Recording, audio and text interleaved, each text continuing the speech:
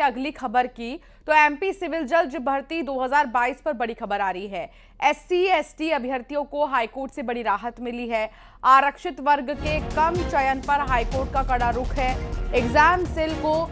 जो नई सूची बनाने का आदेश दिया गया है। सुप्रीम कोर्ट के लिए माफ कीजिएगा, एससी के लिए, शेड्यूल कास्ट के लिए न्यूनतम 45%, एसटी के लिए 40% अंक माने हैं और साक्षात्कार के न्यूनतम 20 अंक में भी राहत दी जाए। संशोधित सूची अगली सुनवाई कोर्ट में करनी होगी पेश। शैलेंद्र संवाददाता हमारे साथ जुड़े हैं। शैलेंद्र, कोर्ट की क्या बड़ी बातें रही? देखिए, बिल्कुल मैं आपको बता दूं कि पिछले हफ्ता ही सिविल जज 2022 के परीक्षा परिणाम की घोषणा की गई थी। उसमें उसके जो परीक्षा परिणाम आए थे, जो 151 पदों पर भर्ती हुई थी, उसमें से 121 पद जो है एससी एसटी के लिए आरक्षक थे, लेकिन एक भी एससी एसटी का पद इस दौरान नहीं भरा गया और उसको लेकर एक जो एससी एसटी वर्ग था वो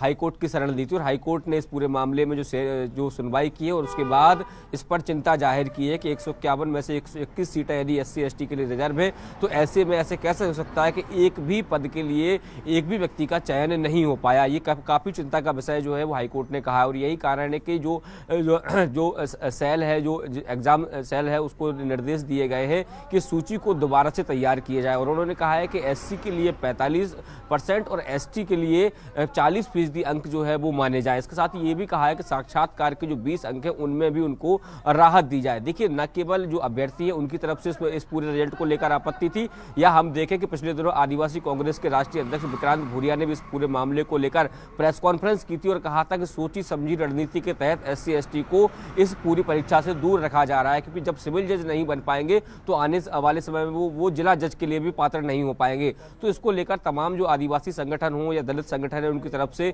लगातार इसका विरोध किया गया था और कहीं ना कहीं आदिवासी और दलितों के हक पर डाका इसको बोला गया था। लेकिन अब जिस पूरे मामले में अब हाईकोर्ट ने साफ तौर पर दोबारा सूची बनाने के निर्देश दिए और कहा है कि आगामी जो सुनवाई होनी है उस सुनवाई तक जो है वो एक नई सूची तैयार किया जाए और उन्होंने साफ कहा है कि एसटी के लिए 40 और एससी के लिए 45% अंक माने जाए और साथ में ही जो इंटरव्यू के अंक है उसमें भी थोड़ी सी राहत देने की बात कही। अब देखना होगा कि परीक्षा सेल जो है इस पूरे मामले में किस तरह की सूची तैयार करती है और जो सूची वो तैयार करके हाईकोर्ट में जब सौंपेंगे तो उससे हाईकोर्ट कितना संतुष्ट होता है और कितने नए अभ्यर्थी जो है वो इसमें एससी एसटी वर्ग के शामिल होते हैं, क्योंकि अभी तक की जो सूची बनी थी उसमें एसटी एसटी वर्ग का कोई भी अभ्यर्थी नहीं था और ये सूची बनने से कहीं ना कहीं जो अनारक्षित वर्ग के जो लोग हैं वो इससे बाहर भी हो सकते हैं। जी, बहुत शुक्रिया शैलेंद्र जानकारी साझा करने के लिए।